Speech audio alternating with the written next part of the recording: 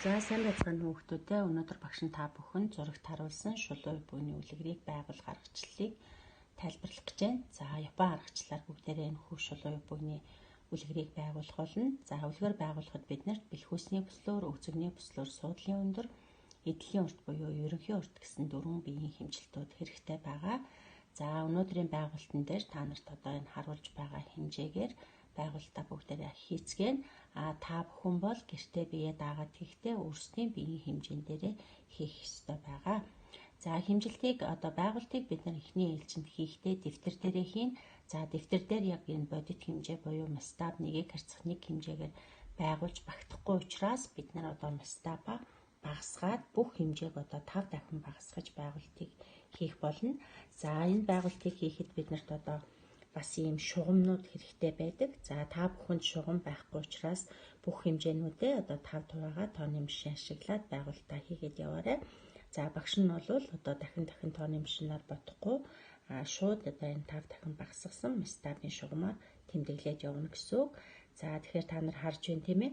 10 см-ийн хэмжээ бол одоо энэ жижигхэн хэмжээгээр зурагдах нь шүү дээ. За энэ бол шууд одоо мастаблаад байгуулсан юм шугам байгаа шүү. За үүнээс гадна одоо шугамын үлгэрийн суурь торны байгуулах аргачлал тайлбар болон суурь үлгэр байгуулах аргачлал тайлбарыг та бүхэнд багшин цахим системээр хургуулна. Та нар цахим системээс аргачлал тайлбараа хараад байгуулалтаа хийн. Яг одоо байгуулах шугамын яаж зурх уу, хааш нь зурх уу, ямар хэмжээ авах уу гэдгийг бол одоо багшин та бүхэнд тайлбарлах гэж байна. За ингээ хамтдаа хичээлдээ орцгоё.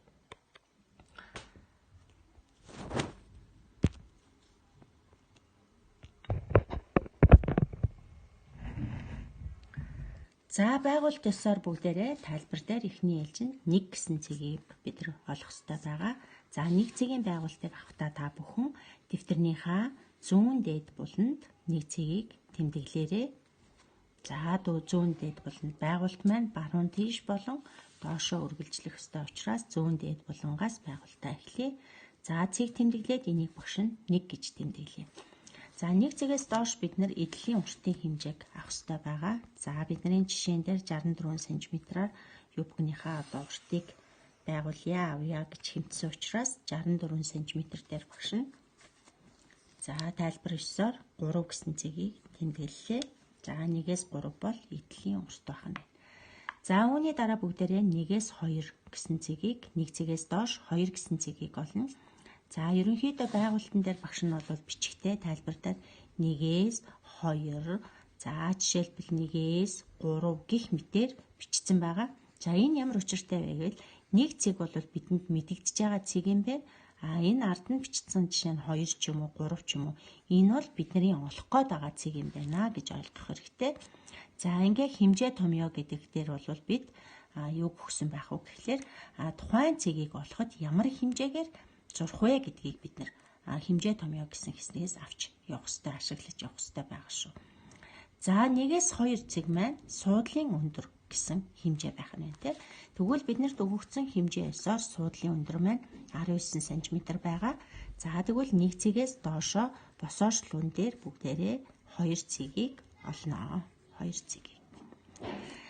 За энэний дараа бид нар 2 цэгээс баруун тийш хэвтээшлууны дагуу 4 гэсэн цэгийг олох ёстой байгаа. За 2-оос 4-ийн хэмжээ бол өгзөгний бүслүүрийг 2 хуваагаад 2 см-ийг нэмж олж байгаа. За өгзөгний бүслүүрийг 2 хуваадаг нь ямар учиртай юм бэ гэхээр өгзөгний бүслүүр гэхээр бүтэн тойргийн хэмжээ байгаа. За тэгвэл хүний бие маань симметр байдаг тийм ээ. Өөрөөр хэлбэл баруун зүүн тал маань яг ижилхэн гэсэн үг. За тэгвэл бид нар альва хувцсны үлгэрийг гаргахдаа зөвхөн нэг талд нь зориулж хийдэг. Тэгвэл бидний өнөөдрийн хийх гэж байгаа үлгэр маань юбкний уртлын нэг тал нь арын нэг тал буюу ардал уртл ингээд голын шугамаараа хуваагдсан хэлбэртэй байгуулагдах ёстой. Тийм учраас 2 хувааж байгаа юм. За дээр нь нэмж байгаа 2 см нь ямар учиртай юм бэ гэхээр бид нар өмнө нь үтсэн сулын нэмэлтийн хэмжээ болж өгч байгаа юм аа. За томьёо 9-оор өгзөгний тойргийг 2 хуваагаад 2 см-ийг нэмбэл бидний гарах хэмжээ маань 47 см гарсан байна. За багш нь 47 см-ийг дэвтэр дээрээ тэмдэглэе. За энэ бол 4 цэг тийм ээ. 4 цэг. За үндсэндээ 2-оос 4 бол бидний юпгний өргөн болж өгч байгаа юм. За ингээд 4 цэгийг дайруулаад бүгдээрээ босоо шулуун татъя. За 4 цэгийг дайруулаад босоо шулуун татъя. За мөн ялгаагүй 1 цэгийг дайруулаад хэвтээ шулуун татъя. Хэвтээ шулуун татлаа. За яг үүнтэй адилхан 3 цэгийг дайруулаад мөн хэвтээ шулуун татъя. За инхээр юу бүгний маань үндсэндээ урт болон өргөний хэмжээгээр тодорхойлогдсон суур тор бол биднэрт үүсгээд ирлээ. За одоо тэгвэл уртал ардал хоёрыг маань хуваах ёстой ташааны шугамын байрлалыг бүгдээрээ хамтдаа олъё. За ташааны шугамыг бид нар байгуулахын тулд 2-оос 4 гэсэн энэ хэмжээгээ 2 тэнцүү хэсэгт хуваагаад за тэгэхээр 47 см байгаа тийм үү? За 47-гоо бүгдээрээ 2 тэнцүү хэсэгт хуваачи. Тэгэхээр 23.5 байна. 23.5. За энэ хэмжээг эхлээд бүгдээрээ 2 тэнцүү хэсэгт хуваасны дараа за үүнээс хойш багшигаа ингээд тэмдэглэсэн байх юм бол энэ 2-оос 4 гэдэг хэрчмийг 2 тэнцүү хуваасан юм байна штэ гэж ойлгох хэрэгтэй. Энэ зургийг ингэж унших хэрэгтэй. Ингэж 2 тэнцүү хэсэг хувааснаа бид яах вэ гэхлээрэ зүүн тийшээ 1 см шилжүүлнэ. Зүүн тийшээ.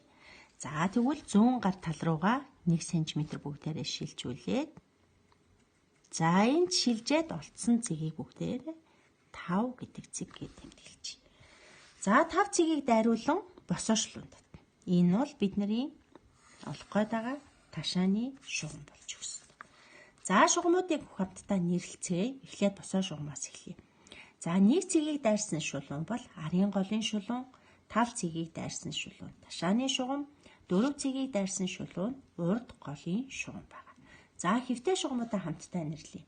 1 цэгийг дайрсан хэвтээ шулуун бэлхүүсний бүслөөр, 2 цэгийг дайрсан хөгзөгний бүслөөр, за 3 цэгийг дайрсан маань хормой шугам болж өгдөг. За ингээд суур торны маань үндсэн хэмжээ байгуултал хийгдлээ гэсэн. За одоо бид суур тороо байгуулсан юм чинь энэ дээрээ залгуулад үлгэрээ байгуул. За үлгэр байгуулахын тулд биднэрт хамгийн түрүүнд юу хэрэгтэй вэ гэхлээр нэг туслах шугам хэрэгтэй. За энэ туслах шугамыг одоо хамтдаа байгуулъя. За туслах шугамны маань өргөн нь юу бүгний саяны бидний ярьсан тийм ээ суур торны өргөний хэмжээтэй ижилхэн байх ёстой. За одоо багш нь энд байгууллаа. За тэгэхээр суур торны маань өргөн 47 байсан тийм үү? За тэгвэл 47 см-ээр бид нэг туслах шугамыг авах ёстой. За энэ туслах шугам дээр бүгдээрээ танаасны нийт хэмжээ гэдэг зүйлийг олох ёстой. За танаас